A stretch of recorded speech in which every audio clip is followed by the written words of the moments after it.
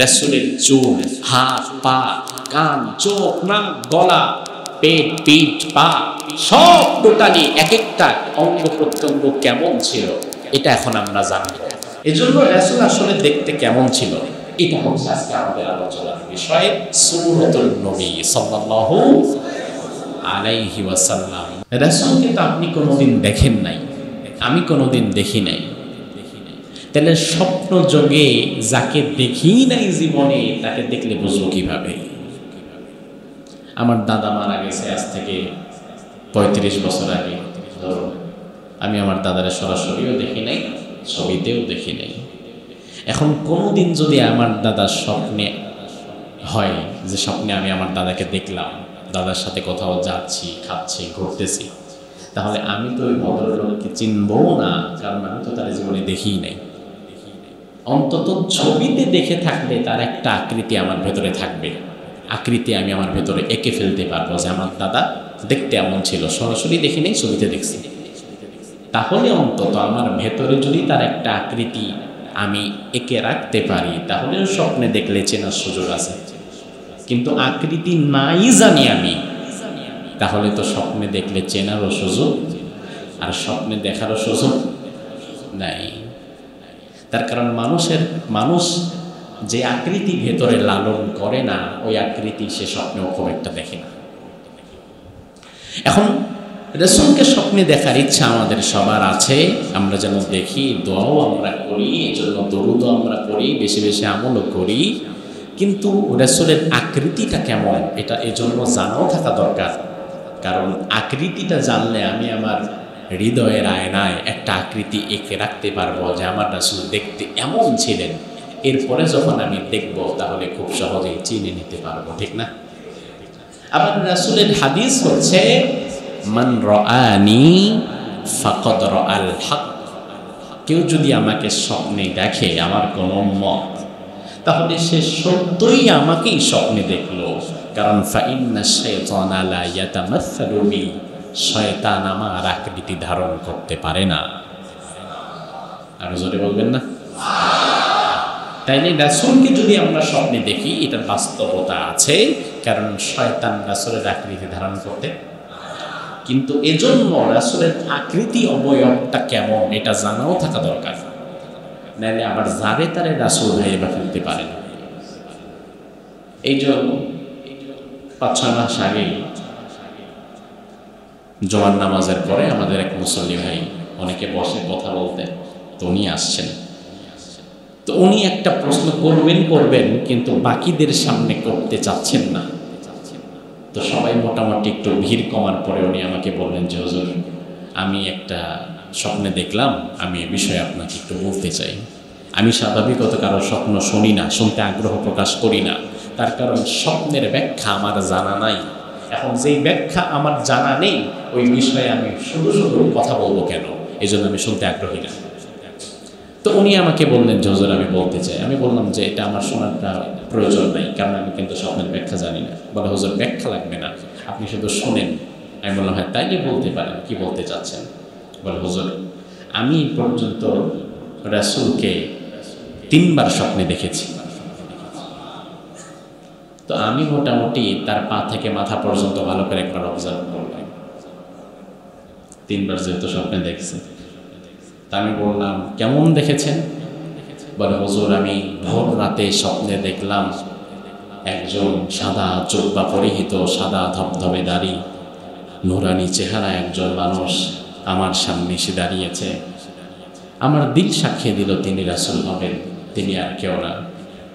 আমি বললাম ভাই এই আকৃতি যা আপনি আমাকে বললেন যদি এটা হয়, তাহলে এতটুকু আমি বলতে পারি, আর যাকেই দেখেন না কেন অন্তত রাসূলকে দেখেন না। তিনি বললেন হুজুর কেন? আমি বললাম যে দেখেন রাসূলের চুলের আগা থেকে পায়ের গোড়া পর্যন্ত এক্সাক্ট তিনি কেমন ছিল ভালো করে বোঝেন। গোটা দুনিয়ার ইতিহাসে রাসূল ছাড়া এমন বর্ণনা কারো বিষয়ে আসেনি। রাসূলের চুলের আগা থেকে নিয়ে পায়ের পাতা পর্যন্ত প্রতি ইঞ্চি জায়গা যা বাহির থেকে মানুষ দেখতে পারে তা দেখতে আসলে কেমন ছিল সেগুলো সাহাবায়ে কেরাম হাদিসের মধ্যে বলে গিয়েছেন। সেগুলো আমাদের সামনে পরিচ্ছন্ন আয়নার মতো পরিষ্কার। এখন আপনি যে বললেন সাদা ধবধবে দাড়িওয়ালা নুরানি চেহারার একজন মানুষ, এটা হতেই পারে না। তার কারণ সাহাবীরা বলছেন ইন্তেকালের আগে রাসূলের চুল এবং দাড়ি মিলিয়ে 20টার বেশি পাকে নাই। 20টার কম, 20-এর মধ্যে, 20-এর বেশি না। তাহলে চুল এবং দাড়িতে যদি সর্বোচ্চ 20টা পাক ধরে তাহলে কি সাদা ধবধবে দাড়িওয়ালা হতে পারে? এজন্য আন্দারে কোন্দারে ঢিল মারলে হবে না, যারে তারে দেখে রাসূল বানাইলে হবে না। এজন্য রাসূল আসলে দেখতে কেমন ছিল এটা হচ্ছে আজকে আমাদের আলোচনার বিষয়, সূরাতুন নবী সাল্লাল্লাহু আলাইহি ওয়াসাল্লাম। মনোযোগ সহকারে শুনতে হবে, পারবেন না ইনশাআল্লাহ? আল্লাহ রাব্বুল আলামিন দুনিয়ার মানুষকে এমনিতেই সর্বোচ্চ সর্বোত্তম আকৃতিতে বানিয়েছেন। আল্লাহ রাব্বুল আলামিন কোরআনের মধ্যে বললেন লাকাদ খালাকানাল ইনসানা ফি আহসানি তাকওয়িম। দুনিয়ার মানুষকে আমি আল্লাহ তাআলা সর্বোত্তম আকৃতিতে বানিয়েছি। মানুষের চাইতে সুন্দর করে আমি আল্লাহর কাউকে বানাই নাই। এমনিতেই আল্লাহ তাআলা সৃষ্টির মধ্যে সর্বোত্তম আকৃতি সুন্দরভাবে মানুষ বানিয়েছেন। আবার এই মানুষের মধ্যেও কিছু মানুষ থাকবে এমন যাদের সৌন্দর্য বাকি অন্য 10 জন মানুষের চাইতে আলাদা করা যায়। এমন কিছু মানুষ আছে না?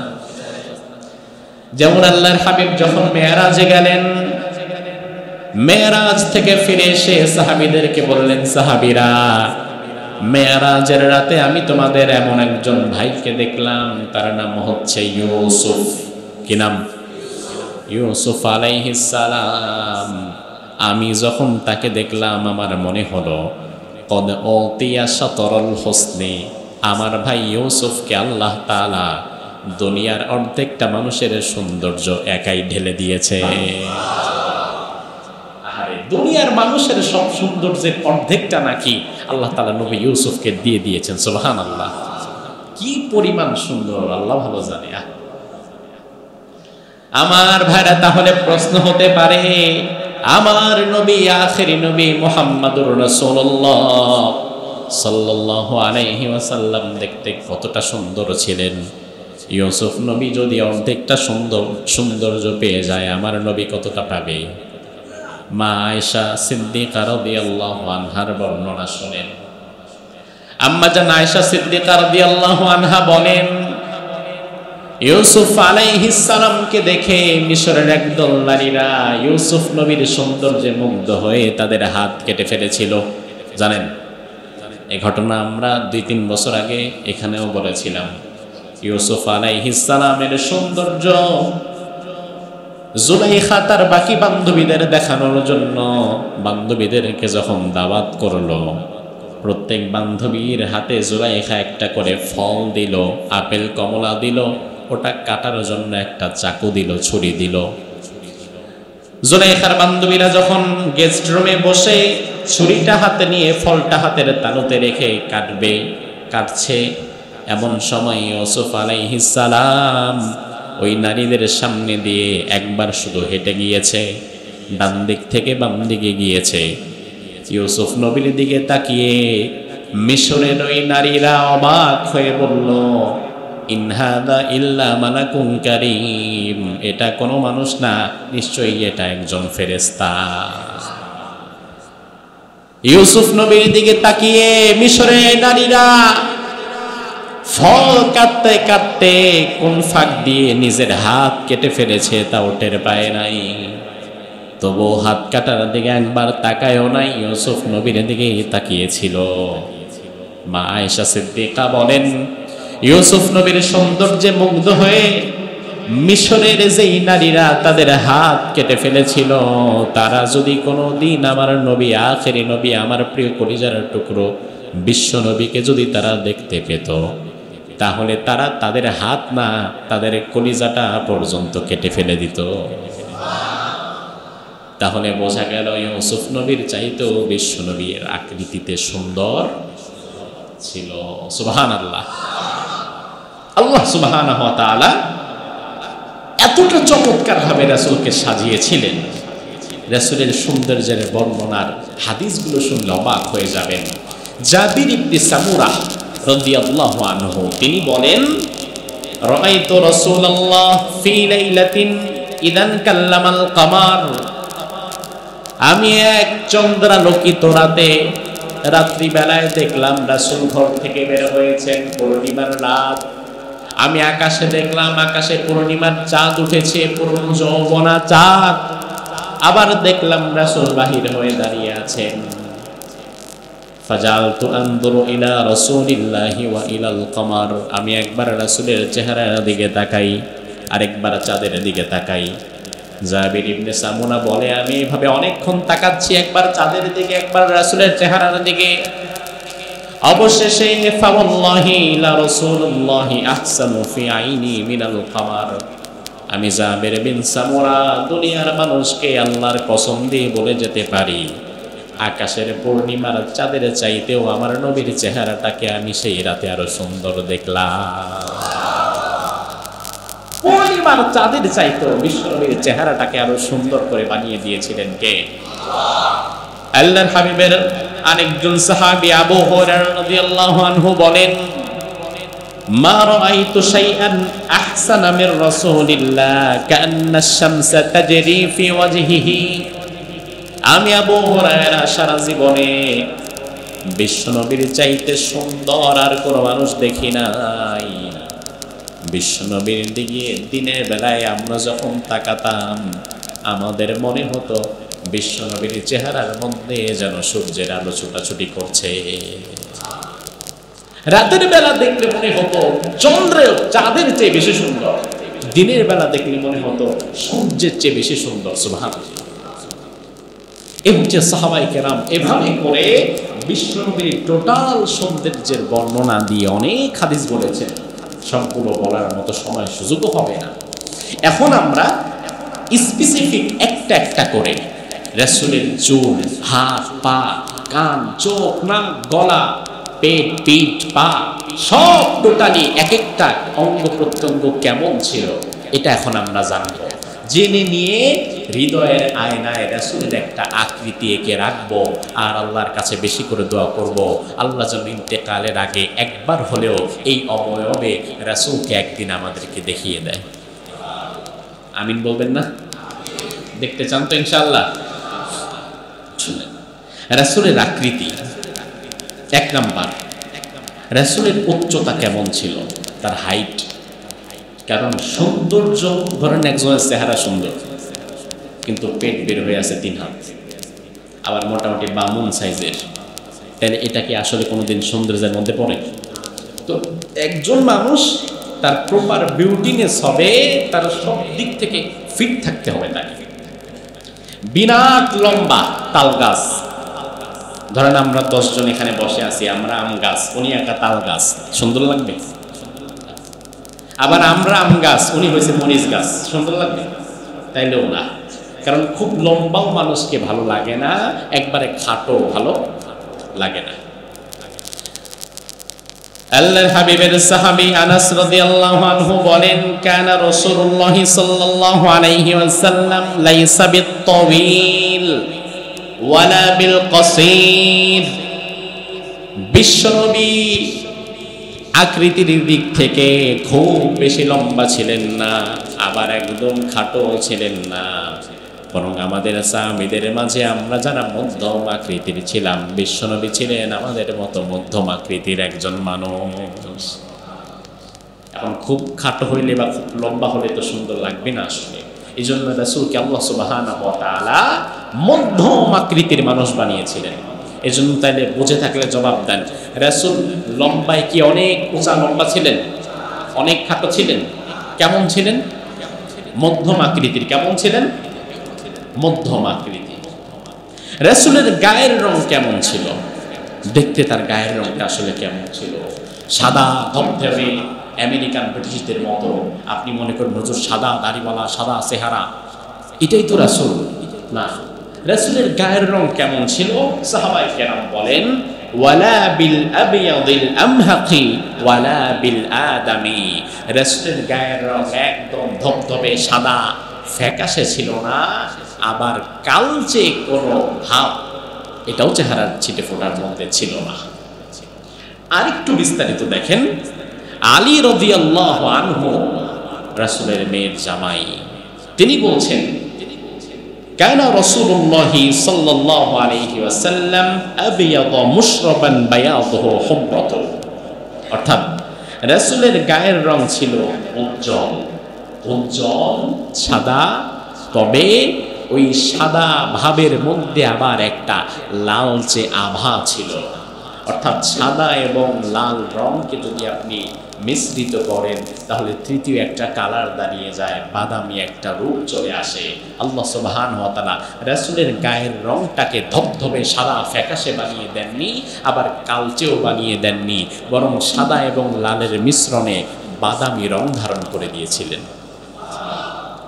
তাহলে রাসূলের গায়ের রং ধবধবে সাদা, কালো, কেমন বাদামি, সুন্দর একটা রং। আল্লাহর হাবিব সাল্লাল্লাহু আলাইহি ওয়াসাল্লামের চুল কেমন ছিল? সাহাবায়ে কেরাম বলেন, ওয়ালাম ইয়াকুন বিল জাদিল কাতাতি ওয়ালা বিসসাবতি। বিশ্বনবীর চুল একবারে আফ্রিকানদের মতো কোকড়ানো ছিল না, ওয়ালা বিসসাবতি আবার একেবারে স্ট্রেট দাঁড়িয়ে থাকে, সোজা এমনও ছিল না। কানা জাদান রাজিলান, বরং নবীজির চুলগুলো ছিল হালকা ঢেউ খেলানো। এক একটা হাদিস শুনবেন আর মনে মনে এটার একটা আকৃতি দাঁড় করাবেন। আচ্ছা, হাইট এমন, রং এমন, আচ্ছা চুল চুল তাহলে এমন। একবারে আফ্রিকানদের চুল যেমন কার্পেটের মতো, কাটতে গেলে কেসি ভেঙে যায়, এমন এমন ছিল না। ওয়ালা বিসসাবতি আবার একদম স্ট্রেট ছিল না। আমাদের সমাজে দেখবেন অনেকে এখন যাদের চুল একটু আঁকা বাঁকা, এটা ভালো লাগে না, এই জন্য চুলগুলাকে ওই একটা মেশিন দিয়ে স্ট্রেট করে সোজা করে ফেলে। তো রাসূলের এমন স্ট্রেট চুল ছিল না।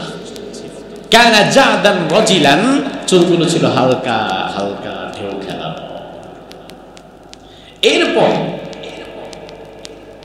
ইন্তেকালের আগে সাহাবীরা বলেন, ওয়ালাম ইয়াকুন ফি রাসিহি ওয়া লিহিয়াতিহি আশরুনা শারাতান বাইদা। ইন্তেকালের আগে আমরা সাহাবীরা খুব ভালো করে লক্ষ্য করে দেখেছি রাসূলের পরিপূর্ণ দাড়ি এবং চুল সবটা মিলিয়ে 20টার বেশি পাকে নাই। সুবহানাল্লাহ বলবেন না? আচ্ছা, রাসূল ইন্তেকাল করেছেন কত বছর বয়স? কত? রাসূলের বয়স যখন 63, তখন তার ঘনিষ্ঠ সাহাবী আবু বকরের বয়স 61, 2 বছরের ছোট বড়। রাসূল এবং আবু বকর কোথাও দাওয়াতে গেলে সবাই আবু বকরকে বয়সে বড় মনে করত, আর রাসূলকে বয়সে আবু বকরের ছোট মনে করতেন। অর্থাৎ রাসূল 63 বছরও নিজেকে খুব প্রপার ফিট রেখেছিলেন, মেনটেন করতে পেরেছিলেন, বার্ধক্যের ছাপ তার উপরে পড়েনি। এখন আমাদের 30-35 বছরই তো 20-30টার বেশি চুলদারি পেকে যায়, আছে না নাই? তো রাসূলের 63 বছরও এটা আসে নাই। এজন্য রাসূল সাল্লাল্লাহু আলাইহি ওয়াসাল্লামের চুল তিনি কিভাবে রাখতেন? আমরা অনেক সময় অনেকভাবে চুল কাটি এবং এক একজন এক একভাবে চুল কাটি, এবং যত দিন যাচ্ছে মানুষের চুল কাটার মধ্যে বান্দরামের ছাপ তত বেশি আসতেছে, ঠিক না? আমি এই যে গত সপ্তাহখানেক আগে যখন সিঙ্গাপুর এয়ারপোর্ট থেকে আসছিলাম, সিঙ্গাপুর এয়ারপোর্টে বসে দেখলাম যে মানুষ যে কত রকমের শয়তানি করতে পারে চুল নিয়ে। আর পুরুষ মানুষ এমনভাবে চুল রাখে, সব চুল রাখছে পেছন দিয়ে টাক্কু বানায় ফেলছে, সামনে দিয়ে রাখছে, পেছনে আবার যে অংশটা টাক্কু বানাইছে ওখানে আবার নিজের নাম ঠিকানা লিখে রাখছে। তো কত ধরনের চুল মানুষ রাখে। আচ্ছা, বাংলাদেশেও মুসলিম ছেলে পেলে, মুসলিম যুবক অদ্ভুত ভাবে চুল রাখে, সব কেটে মাঝখান দিয়ে কিছু রেখে দিছে, বা সব দিক দিয়ে ছোট করে মাঝখান দিয়ে বড় রাখছে, হনুমানের মতো কিছু চুল রেখে দেয়, আবার চুলগুলোকে স্পাইক করে উপরের দিকে উঠায় দেয়, সজারুর মতো তার করায় ফেলে, এমন আছে না? রাসূলের চুল, রাসূল তিনটি স্টাইলে রাসূল চুল রাখতেন, হাদিসে পাওয়া যায়। এই তিন স্টাইলের বাহিরে রাসূল কখনো তার জীবন দশায় চুল রাখে নাই। আল্লাহর হাবিব সাল্লাল্লাহু আলাইহি ওয়াসাল্লামের চুল রাখার এক নাম্বার পদ্ধতি ছিল কানা শারু রাসূলিল্লাহি ইলা আনসাফি উদুনাই। সাহাবীরা বলেন অধিকাংশ সময় আমরা দেখতাম বিশ্বনবীর চুল বিশ্বনবী রেখে দিত কানের লতি পর্যন্ত। কি পর্যন্ত বোঝেন? কি পর্যন্ত? কানের লতি। তাইলে এটা একটা স্টাইল। রাসূল প্রথমত কানের লতি পর্যন্ত চুল রেখেছেন। সাহাবীরা বলেন দুই নম্বরে আমরা দেখতাম রাসূল কখনো কখনো চুল রাখতো কানের মাঝামাঝি পর্যন্ত। এটা আরেকটা, কানের মাঝামাঝি পর্যন্ত। তিন নম্বরে সাহাবীরা বলেন লাহু শারুন ইয়াবলুগু শাহমাতা উদুনাই। রাসূলের চুল কখনো কান শেষ করে ঘাড় পর্যন্ত গিয়ে ঠেকতো, তবে কোনোদিন ঘাড়ের নিচে নামান নাই। তাইলে রাসূল মোট কয় ভাবে চুল রেখেছেন? কয় ভাবে? তিন ভাবে। এক, কানের লতি, কানের দুই কান মাঝ বরাবর। তিন, এই যে এটা কি, এটা কি গর্দান, কাঁধ, ঘাড় যাই বলেন, এই বরাবর। তাহলে রাসূলের সুন্নাহ যদি ফলো করতে চান তাহলে সুন্নাহ কিন্তু বাবরি রাখা, সুন্নাহ কিন্তু টাক্কু হয়ে যাওয়া না। রাসূল কখনো স্বাভাবিক অবস্থায় চুল সব চেঁচে ফেলে টাক্কু হয়ে গেছেন এমন হয় নাই। হজের সময় ব্যতীত, হজের সময় ব্যতীত রাসূল সব চুল একবারে ফেলে দিতেন না। স্বাভাবিকভাবে তিনি বাবরি রাখতেন, কখনো কানের লতি, কখনো কানের মাঝ বরাবর, আর কখনো মনে আছে গর্দান বরাবর। মনে রাখবেন, তবে এর নিচে নামাতেন না। তার কারণ এর নিচে নামালে আবার নারীদের সাথে মিলে যাবে। আবার নারীরা যদি কোনোদিন তাদের চুল কাটতে চায়, যে বড় চুল ভাল লাগে না, তাহলে ওটার কাটার সীমানাটাও আসবে ঘাড় পর্যন্ত, এর উপরে না। পুরুষ এর নিচে নামবে না, নারী এর উপরে উঠবে না। সুবহানাল্লাহ বলবেন না? এই তিনটি পদ্ধতিতে রাসূল সবসময় চুল রাখতেন। এবার আমরা জানবো রাসূলের দাড়িগুলো কেমন ছিল। যারা দাড়ি রাখেন না তো রাখেন না, আবার যারা রাখে এদের রাখার মতো কিছু স্টাইল আছে না? কত কাটিং, চুলের কাটিং শেষ করে এখন দাড়ির কাটিং ধরে, কত ধরনের কাটিং আছে দাড়ির মধ্যে। রাসূলের দাড়িগুলো ছিল কানা লাহু ওয়ালিহাতুন কাসীফা লাইসা তাওয়িলা ওয়ালা কাসীরা। রাসূলের দাড়িগুলো ছিল ঘন। কেমন? পাতলা পাতলা না ঘন? একদম চাপ দাড়ি, ঘন দাড়ি, সুন্দর। লাইসা লাহু তাওয়িলা, এগুলোকে আবার রাসূল এত বড় করতেন না। ওয়ালা কাসীরা, আবার কেটে ছেটে একবারে গালের সাথে লাগায় ফেলতেন। এখন একদম একটু একটু করে হাফ ইঞ্চি করে দাড়ি রাখে এমন কিছু মানুষও আছে।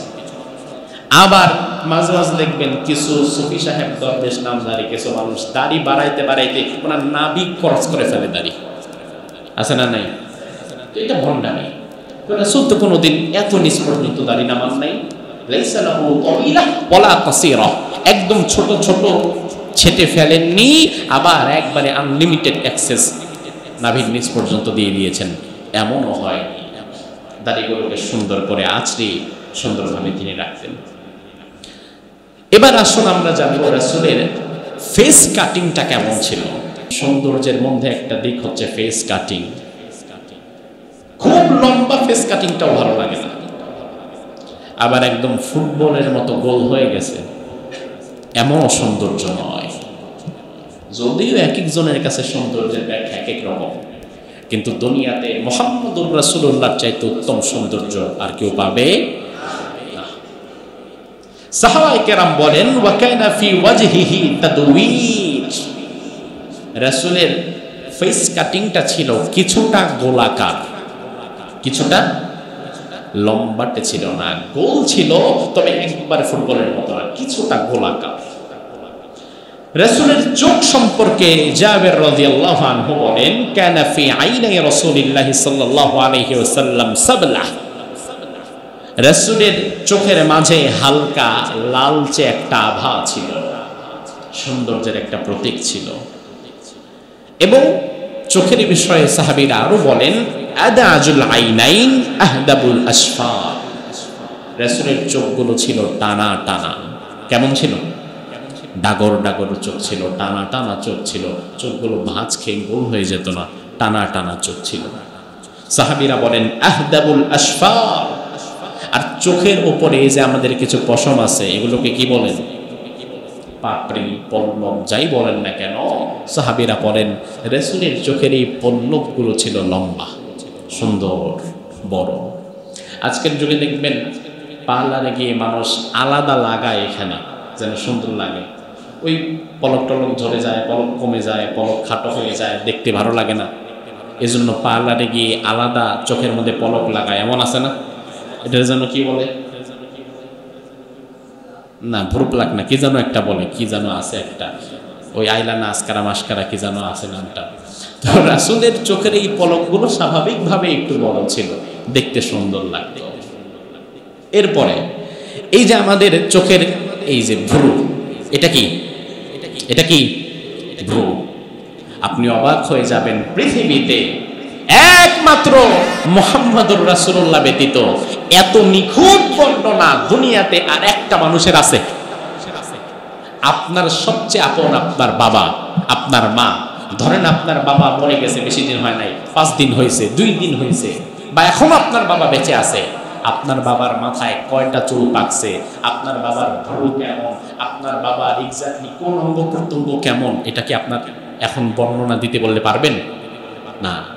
অথচ সাহাবায়ে কেরাম রাসূলকে এত ভাবে স্ক্যান করেছেন, এত চমৎকার ভাবে পর্যবেক্ষণ করেছেন, যা পর্যবেক্ষণ করেছেন সব সাহাবায়ে কেরাম হাদিসের মধ্যে সুনানে তিরমিজির বর্ণনায় উঠিয়ে দিয়ে গিয়েছেন। তার কারণ সাহাবীরা তো রাসূলকে দেখতে পেল, আমরা তো হতভাগা দেখতে পেলাম না। কিয়ামত পর্যন্ত কোটি কোটি মানুষ আসবে, দেখতে পারবে না। অন্তত রাসূলের বর্ণনাটুকু যদি থেকে যায়, তাহলে সেখান থেকে বর্ণনাগুলো জেনে শুনে আত্মস্থ করে নিজের ভেতরে রাসূলের একটা আকৃতি দাঁড় করাবার সুযোগ আছে না নাই? এখন এটাও যদি না থাকতো, তাহলে আমরা রাসূলের আকৃতি এক্স্যাক্টলি কেমন ছিল সেটা জানতে পারতাম না। রাসূলের ভ্রুর ব্যাপারে এসেছে, কানাত হাজিবাহু মুতাকারিবাতান, রাসূলের এই ভ্রু দুটো ছিল খুব নিকটে, খুব নিকটে, গায়রা মুনফারিজাতাইন, তবে লাগানো না। ভ্রু যদি দুইটা কারো একসাথে লাগানো থাকে, একদম লাগানো, তাহলে এটাও সুন্দর লাগে না। এজন্য রাসূলের ভ্রু দুটো ছিল খুব নিকটে, তবে লাগানো ছিল না। লা তাওয়িলা, অনেক বড় না, ওয়ালা কাসীরা, আবার একদম খাটো না। এরপরে সাহাবায়ে কেরাম রাসূলের নাক সম্পর্কে বলেছেন, কানা আনফুহু মুস্তাকিমান জামিলান, রাসূলের নাক ছিল সোজা, সুন্দর। কেমন ছিল? সোজা, বোঁচা নাক ছিলেন না, রাসূলের নাক ছিল সোজা। রাসূলের দাঁত সম্পর্কে সাহাবায়ে কেরাম বলেছেন, কানাত আসনানুহু মুতাকারিবাতুন বাইনাহা ফারাগুন কলিল নাকিয়াতুন বাইদা, রাসূলের দাঁতগুলো ছিল নিকটে, নিকটে লাগানো, বাইনাহা ফারাগুন কলিল, একদম সামান্য সামান্য সূচ পরিমাণ ফাঁক, তবে বোঝার উপায় ছিল না। অর্থাৎ এত কাছাকাছি না যে এক দাঁতের উপর দিয়ে আরেক দাঁত বের হয়ে গেছে, এমন আছে না? দাঁত একটার জায়গায় দুইটা উঠে গেছে, লেগে গেছে, এমন না। দাঁতগুলো ছিল সারিতে সারিবদ্ধভাবে সুন্দর, স্বচ্ছ। সাহাবায়ে কেরাম বলেন, রাসূল যখন হাসতেন, তার দাঁতের সৌন্দর্য এতটা ছিল, রাসূল হাসলে মনে হতো ওই হাসি থেকে যেন মুক্তোর দানাগুলো ঝরে পড়ছে। এত চমৎকার অবয়ব আল্লাহ তাআলা তাকে দিয়েছেন। এরপরে রাসূলের হাত এবং পায়ের বর্ণনা এসেছে। আনাস বিন মালিক রাদিয়াল্লাহু আনহু তিনি বলেন, আনাস রাদিয়াল্লাহু আনহু বলেন, মা মাসিস্তু হারিরান ওয়ালা দিবাজান আলয়ানা মিন কাফি রাসূলিল্লাহি সাল্লাল্লাহু আলাইহি ওয়াসাল্লাম। আমি আনাস কোনদিন এমন কোন মসৃণ কাপড় কিংবা এমন কোন কিছু স্পর্শ করতে পারি নাই যা আমার নবীর হাতের চাইতে বেশি মসৃণ এবং নরম ছিল। অর্থাৎ রাসূলের হাতখানা এত নরম ছিল, কারোর সাথে মুসাফা করার সময় ওই ব্যক্তি রাসূলের হাত ছাড়তে চাইতেন না। সুবহানাল্লাহ। আলী রাদিয়াল্লাহু আনহু বলেন, শাতনুল কাফাইনি ওয়াল কদামাইন, রাসূলের হাত এবং পা ছিল মাংসস্থ অংশ গঠিত সুন্দর, একেবারে মোটা ফুলে যাওয়া হাত পা না, আবার একেবারে হাড় মাংস বের হয়ে গেছে এমনও না। 10 নম্বরে রাসূল সাল্লাল্লাহু আলাইহি ওয়াসাল্লামের পেটের বর্ণনা এসেছে। আনাস রাদিয়াল্লাহু আনহু বলেন, কানা রাসূলুল্লাহ মুতাওয়াসসিতাল বাদান লা বাতনুহু বারিজুন ওয়ালা যায়ীফ, রাসূলের শরীর ছিল মাঝারি আকৃতির, মাঝারি গড়নের, তার পেট ছিল এমন খুব বেরিয়ে যেত না, আবার একদম খাটো পিঠের সাথে লেগে যায় এমনও ছিল না। এই বিষয়ে আলী রাদিয়াল্লাহু আনহু আরো বলেন, কানা বাতনুহু মুনাসসাকান লা ইয়াফুকু ফি কাবরিহি আলা ওয়াসাতিহি, আল্লাহর হাবিবের পেট ছিল সুগঠিত, শরীরের মধ্যম অংশের সাথে পেট একাকার হয়ে লেগে যেত। অর্থাৎ রাসূলের বুকটা যতটা বের হতো রাসূলের পেটটাও ঠিক ততটাই যেত। পেট একেবারে পিঠের সাথে লেগে যেত না, আবার পেট এখান থেকে 3 হাত দূরে বের হয়েও যেত না। এতে কি বোঝা গেল? রাসূল একদম ইচ্ছা মতো খাইতেন সব সময় নাকি? রাসূলের পেট ছিল এতটা সুগঠিত, অর্থাৎ বুকটা যতটুকু, একজন মানুষ দাঁড়ালে বুকটা যতটুকু, পেটটা ঠিক ততটুকু আসলে বুঝতে হবে সে ফিট আছে। এখন আপনি দাঁড়ানোর পরে পেট 6 হাত ধরে দৌড় মারেন, বেল্ট দিয়েও বাঁধা রাখতে পারেন না, আছে না নাই? আমাদের অধিকাংশ মানুষের পেট বেড়ে যায়, এটা হওয়াটা অনুচিত। কারণ রাসূল কখনো এভাবে নিজের পেটকে বাড়তে দেন নাই। এর কারণ কি? এর কারণ হচ্ছে রাসূলের একটা ফুড চার্ট ছিল, খাদ্যাভ্যাস ছিল, এর বাহিরে তিনি খাবার গ্রহণ করতেন না। অভাবে থাকলেও না, অধিক খাবার পেলেও না। সেটা কেমন? রাসূলের সুন্নাহ খাবার পদ্ধতি আপনি মেনটেন করেন। এই যে আমাদের যাদের পেট বেড়ে যায় মাঝে মাঝে, আমরা মাঝে মাঝে কি করি? ওই যে জিম করি। জিম আছে না? আজ থেকে 20-30 বছর আগে সাভারে কোনো জিম ছিল? আমার তো মনে হয় না ছিল। এখন আছে? আগামী 10 বছরে আপনার কি ধারণা, জিম কমবে না বাড়বে? হ্যাঁ, বাড়বে। তার কারণ আমাদের পেটের সাইজও বাড়ছে এবং বাড়তেই থাকবে। তার কারণ আমাদের খাদ্যাভ্যাসের ঠিক নাই। রাসূলের খাদ্যাভ্যাসটা এত চমৎকার, আপনি যদি শুধুমাত্র রাসূলের ডায়েট চার্ট মেনটেন করেন, জীবনে আপনার কোনোদিন পেটও বাড়বে না, জিমেও যাওয়া লাগবে না। এখন জিমের ব্যবসা যাদের আছে তাদের একটু কষ্ট লাগবে, যে হুজুর পুরো ব্যবসাটাই মেরে দিবেন তাইলে। রাসূল সবসময় খাবারগুলো এমনভাবে খেতেন, যত ভালো খাবারই আসুক না কেন রাসূল কোনোদিন ভর পেট খেতেন না। রাসূলের খাবার পেটকে তিনি 3 ভাগ করতেন, পেটের জায়গাটা, এর মধ্যে 1 ভাগ খাবার, 1 ভাগ, আর 1 ভাগ পানি, মাশাআল্লাহ, আর 1 ভাগ হ্যাঁ খালি। সবই জানি কিন্তু মানি না, কারণ খাইতে বসলে যা আছে কপালে দেখা যাবে সকালে, পাল্লা দিয়ে খাইতে হবে। এজন্য এই বিষয়টা মানা দরকার, তাহলে দেখবেন সুস্থ থাকবেন, ফিট থাকবেন। রাসূল সবসময় 1 ভাগ খাবার, 1 ভাগ পানি আর 1 ভাগ খালি রাখতেন। এরপরে রাসূল রাতের খাবারটা খেয়ে নিতেন বাদাল মাগরিব, মাগরিবের নামাজের পরপরেই। আর আপনারা রাতের খাবার খান 12টায়, ঘুমাইতে যান 2টায়, আছে না নাই? তাহলে আবার যতই কম খান না কেন তাহলে পেট বেড়ে যাবে। এটা আমি চেষ্টা করি, সব সময় হয়ে ওঠে না, তবে চেষ্টা করি যখনই সুযোগ পাই মাগরিবের পরপরই খাবারটা খেয়ে ফেলতে চাই। তাহলে মোটামুটি রাত 10টা, 10:30, 11টার মধ্যে ঘুম চলে আসবে, ঘুমাতে পারবেন। তখন আর খুব বেশি খেয়ে থাকলেও পেট বাড়ার সুযোগ কম থাকে। তো এই জন্য রাসূল এই ডায়েট চার্টগুলো মেনটেন করতেন। এই জন্য রাসূল সাল্লাল্লাহু আলাইহি ওয়াসাল্লামের কখনো পেট বেড়ে যান নাই। ওভারঅল রাসূলের সৌন্দর্যের বিষয়ে রাসূলের খাদেম আনাস রাদিয়াল্লাহু আনহু বলেন, কানা রাসূলুল্লাহ সাল্লাল্লাহু আলাইহি ওয়াসাল্লাম আজহারুল লাউন, আল্লাহর হাবিবকে আল্লাহ তাআলা উজ্জ্বল বর্ণের চমৎকার একটি রং দিয়েছিলেন। কানা আরকাহুল লুলু, রাসূলের ঘামের ফোঁটাগুলো ছিল এতটা চমৎকার, ঘামের ফোঁটা যদি কোনোদিন রাসূলের ঘাম থেকে ঝরে পড়তো, আমাদের মনে হয় ঘামের ফোঁটা না, মুক্তোর দানা একটা ঝরে জমিনের মধ্যে পড়েছে।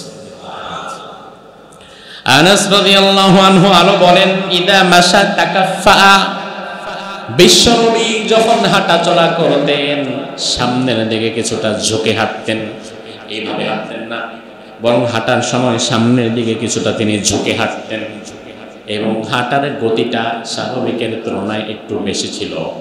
সাহাবায়ে কেরাম বলতেন, আমরা হেঁটে কোনোদিন রাসূলের সাথে পারতাম না, রাসূল আমাদের চাইতে বেশি এবং ভালো হাঁটতে পারতেন। আনাস রাদিয়াল্লাহু আনহু বলেন, ওয়ালাম আরা শাইআন কাত্তু আহসানা মিনহু, বিশ্বনবীর চাইতে সুন্দর আকৃতির কোন মানুষ আমি আর কোনোদিন আমার জীবনে দেখি নাই।